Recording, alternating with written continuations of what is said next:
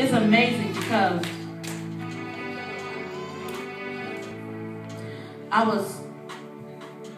something happened, and I was like, what does that mean? I'd never had this experience before. And I haven't shared this, but when I was writing, I just started writing this down. I can't even say this today, but about a little while ago, I was leaving out for work. And I go in my trunk, and I look. And some of y'all that know how I got shoes in my trunk, and about 30 pairs. Y'all gonna say that. That's why this happened, because you got all the shoes in your trunk. But I went and I opened my trunk. It was in the morning. I was putting my computer in my trunk. And when I looked, I opened the trunk, and right here on this side, I mean like this big, was a spider web in the trunk. Never seen that before in my life. A spider web in the trunk. I mean, I see if I ain't go in my trunk for like, you know what I'm saying, 30 days. But I go in my trunk like almost every day, you know what I'm saying? I gotta put shoes in there, I gotta get water out of there, I gotta, you know, I have shirts and coats and gloves and stuff in there, you know, I just live out there. It's a spider web. For real. Jamila, did you find a shirt in my trunk? What? And it was clean too. It wasn't filthy. It's a spider web. And in the spider web, at first I opened the trunk and I didn't see it, and then I looked, I said, what is it?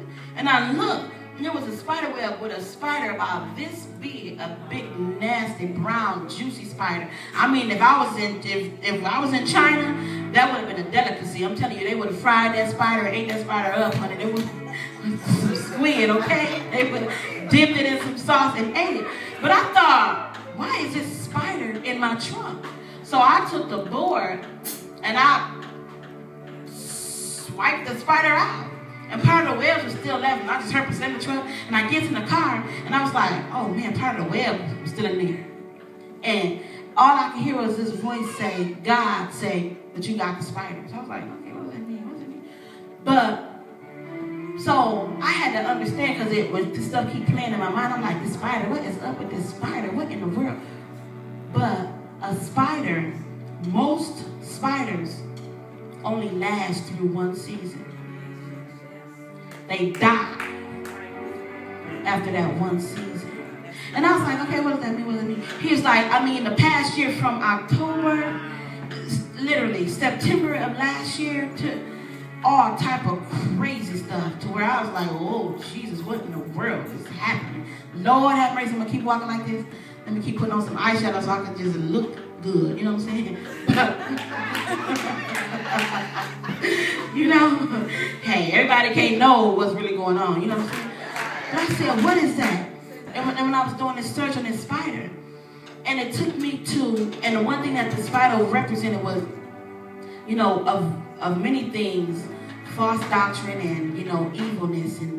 And I said, well, what's up with this spider and this season? And he said, that season that you was just in, you just came out. Then my mind went back and I thought about the web, and I said, what's up with that? As long as there's no spider on the web turns to dust and vanishes away. I was like, what? And God started talking to me and saying, the bondages from just the past year, the entanglements of just the past year, once you get the source, don't worry about the rest. Because it will vanish like dust. Those people, you ever looked up and somebody was in your life and you knew they shouldn't have been, and all of a sudden you turned around, they was just gone, you don't even know where they went? That's what happened. They just vanished like a web. Because there's no spider to keep webbing. There's no spider to keep making it larger. There's no evilness. There's no false doctrine. And a lot of times we look at false doctrine as just crazy people that walk around, you know, Jehovah's Witness, that's just false. Or Muslims, all of them with that false doctrine. But we operate in a false doctrine when we refuse to believe everything that this word says. So we have to be careful that we don't move in a false doctrine.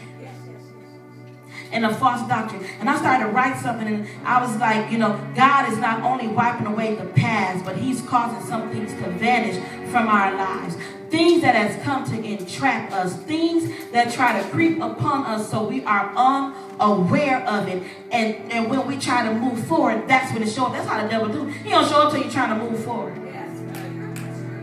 We must understand that we will have seasons of turmoil and there will be times of devastation, but we must maintain our posture of faith, praying and making declarations and proclamations, because things are only seasonal. Look at somebody and tell them, things are only seasonal. Things are only seasonal. In this movement, in this time, let's take logic of what we see and what we hear, and even what we feel or what we think we may discern. If we can engage into heavenly activity, we will soar like the eagles, beyond, above, far above. If we take all of this and soar on top of it, when we look back, we won't even see the bondage. You won't even see the change. You won't even see the disappointments. They will vanish. I'm crazy enough to have enough faith to know that there's some things in my past that I just will not remember. I don't know about you, but I don't want to remember everything. You can remember everything if you want to. But there's just something that God will allow to be vanished. Literally, I dare you to grab hold to that. Vanish and will just be wiped away from our psyche, that we will not remember, that we will not speak on. You gotta get it out. You ain't gotta tell 50 million people. Just find you one or maybe two people. Get it out, walk on it, walk over it, and soar. So it is time to soar.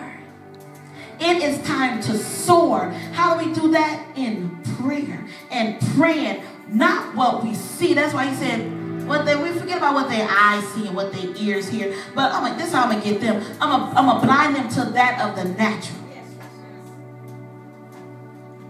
So we have to flip that and blind ourselves to what we see and throw logic out of the window, even when we live in a logical world. I know everything in this world has to make sense. Believe me. But that's why Jesus said we are in the world but not of the world. And I know it's a dual role that we have to play, being in the world but not being of the world. We still have certain protocol that we have to follow in the world but not of the world. We still have jobs that we have to go to in the world but not of the world. We still have people, kids that we need to teach that don't know Jesus, and I give them Jesus anyway in the world but not of the world. I walk up to a kid and be like, you know what, you need prayer. I ain't worried about nothing. Please. I do. I sure do. Because you know what? That might be the only good that they get. That might be the only good that they get. So that's why we have to be so aware. We have to say, God, make me aware of everything that I don't see and what I don't hear. And even in my discernment that I do feel, make me aware of that I have not yet discerned. Because it's